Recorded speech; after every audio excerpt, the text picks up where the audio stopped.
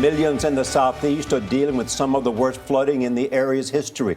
Torrential rain forced hundreds of rescues Sunday in South Carolina. The flooding has killed at least 7 people in the Carolinas. South Carolina's governor says a downpour like this happens only once in 1,000 years. Several cities have already broken rainfall records for October. Mount Pleasant, South Carolina, received more than 2 feet of rain in the last few days. David Begnaud is in Columbia, the state capital, where about a foot of rain has fallen. David, good morning. Nora, good morning. I'm standing in a sinkhole, and behind me is a tax business that was destroyed when a wall of water rushed through it. There are scenes like this all over the city of Columbia.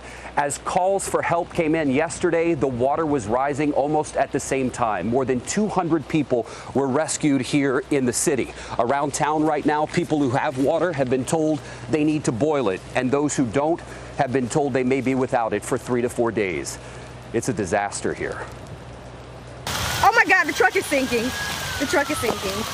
The devastating flooding hitting South Carolina has reached catastrophic levels. At least 5 people have been killed in the state, and officials are worried that number will rise. Several days of relentless rainfall have left roads so saturated on Sunday, many of them gave way. We haven't seen this level of rain in the low country in 1,000 years. That's how big this is. Crews rescued hundreds of people from fast-moving floodwaters. Yep, he just made a mistake. The driver of this pickup truck tried to drive through a flooded street, but his car was quickly overtaken. A man swam in to try to rescue him, but moments later, he too was trapped in the high water. Both men were rescued by emergency crews in a scene that is playing out across this state. This is Gills Creek. The water here has risen, we're told, at least 10 feet. And there's concern of another dam failure just right up the road. We've learned at least 5 dams have failed in Lexington and Richland counties, flooding those communities and prompting county officials to issue a curfew. 600 National Guardsmen have been activated, 8,000 are on standby. The Coast Guard rescued this woman and her 15-month-old child after they became stranded in their home in Charleston. This is an incident we've never had before because it's water and it's slow moving and it's sitting, and we can't just take the water out.